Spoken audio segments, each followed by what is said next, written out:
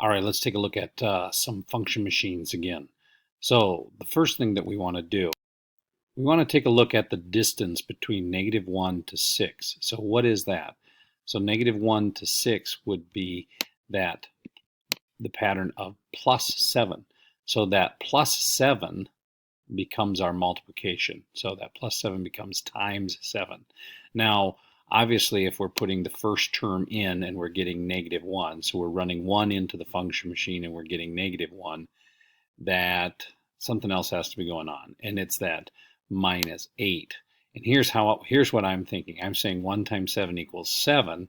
So how do I get then to the negative, to that -1? And so I have to be subtracting 8. And then I'm going to test that with the 2, and it works. The 3, 21 minus 8, 13. And now the 4 is 28 minus 8, that's 20. Yep, so that works.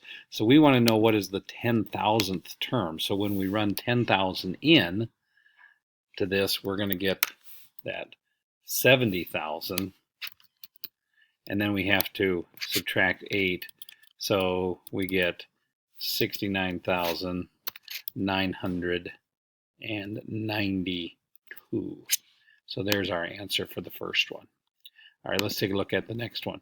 So again, just start off by looking at how do I go from 4 to 9, 9 to 14? Is there a consistent pattern? So 4 plus 5 is 9, 9 plus 5 is 14, 14 plus 5 is 19. So yep, there's a pattern.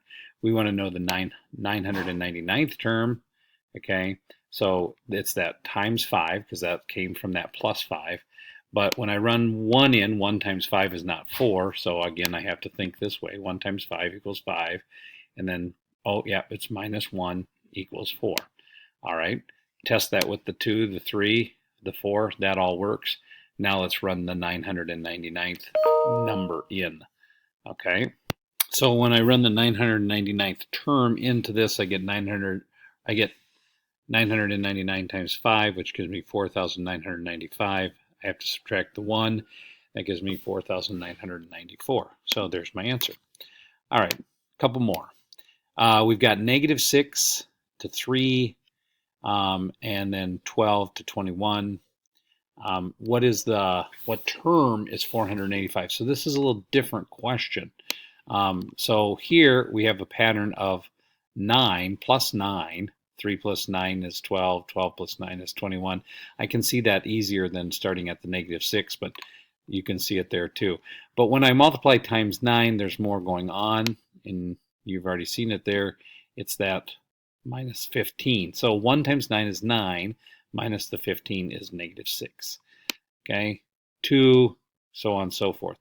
So here, when I take the 485th term, so that's actually the y, that would be on the y side of things. So I have to run this backwards through the function machine. So I was subtracting 15, so I have to do the inverse operation. I have to add. Okay, so 485 plus 15 gives me 4,500, and now divided by 9, that gives me 500. So my answer here is 500. Cool. Last one. -8, -5, 0, 7. If I take a look at the distance between these numbers, there is no clear one number that they stay the same pattern. So remember, whenever we are not certain about the pattern, or when there is no pattern, then we need to jump in our thinking and we need to start thinking about exponents. Okay, is there an exponent at play here? So you can see that there is. X squared, and then if I take 1 squared, so 1 times 1, that does not equal -8. So I'm subtracting a larger number, so I'm subtracting 9. So there's what that would look like, and that gives me that -8.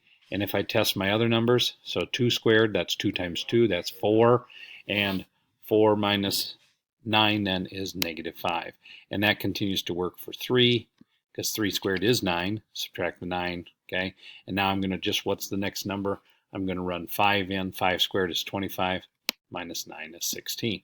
All right, that is it. I hope that helps you with your homework. Thank you very much.